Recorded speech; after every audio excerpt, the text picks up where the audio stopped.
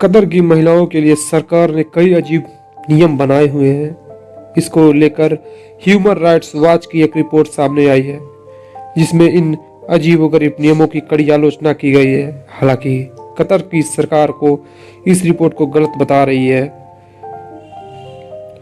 Human rights watch ने हाल ही में अपनी एक रिपोर्ट जारी की है। इसमें उन देशों की कड़ी निंदा की गई है जो महिलाओं के लिए भेदभाव वाले नियम बनाते हैं और उनका पालन करवाने के लिए दबाव भी बनाते हैं।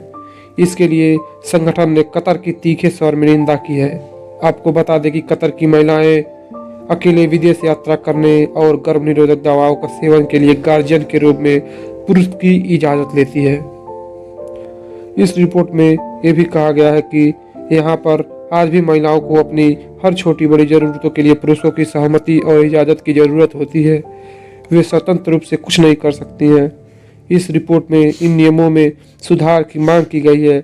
इसमें कहा गया कि एक तरफ जहां देश की तरक्की कर रहा है, वहीं दूसरी तरफ महिलाओं पर हर मोड़ पर अपने साथ भेदभाव होता देख रहा है। इस रिपोर्ट को everything I do is tied to a man, women in Qatar's man guardianship rule नाम से संगठन की वेबसाइट पर प्रकाशित किया गया है। इस रिपोर्ट में कतर में जारी गार्जियनशिप नियम की आलोचना की गई है। हालांकि रिपोर्ट के मुताबिक यहाँ पर महिलाओं की उम्र के हिसाब से नियम भी अलग अलग है। जैसे युवा महिलाओं को यात्रा पर जाने, शिक्षा के लिए, विदेश यात्रा के लिए, गर्भ निरोधक गोलियां लेने के लिए गार्जियंस की इजाज़त लेनी जरूरी है।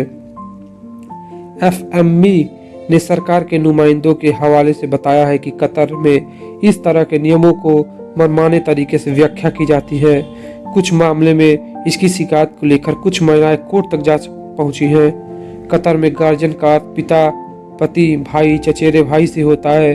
कतर में महिलाओं के साथ होने वाले भेदभाव इतना अधिक है कि यहाँ पर पति की मौत के बाद भी किसी महिला को उसके बच्चे का गार्जियन कराने का हक नहीं मिलता है। शादी से पहले किसी महिला का गार्जियन उसके पिता या भाई को माना जाता है। शादी के बाद महिला का पति गार्जियन होता है।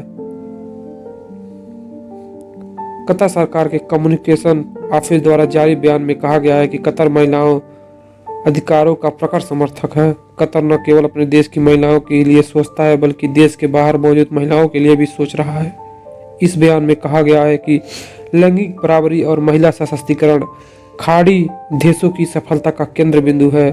कतर की सरकार ने ह्यूमन राइट्स वॉच की रिपोर्ट को गलत बताया है। सरकार की तरफ से कहा गया है कि इस रिपोर्ट में कतर में महिलाओं के लिए बने नए नियमों, नीतियों और प्रथाओं को गलत तरीके से दिखाया गया है। मानवाधिकार संगठन का कहना है कि कतर की महिलाओं ने पिछले वर्ष सोशल मीडिया पर गार्जियनशिप नियम के खिलाफ एक ऑनलाइन अभियान भी चलाया था। संगठन की रिपोर्ट में एक कतर की महिला के हवाले से लिखा गया है कि कतरी महिलाएं हमेशा से ही क्वारंटीन होती आई हैं। यही यहाँ की महिलाओं की जिंदगी है जिसे अब दुनिया भी जान रही है।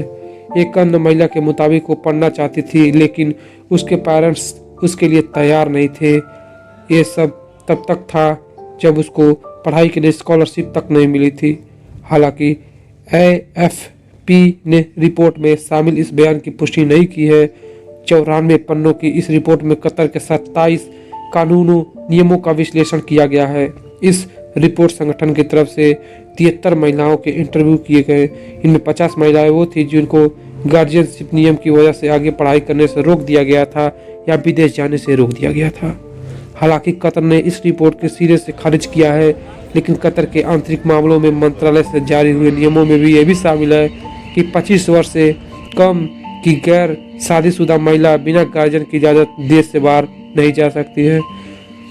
तो आपको ये वीडियो कैसी लगी और कतर के इस नियम से क्या आप खुश हैं?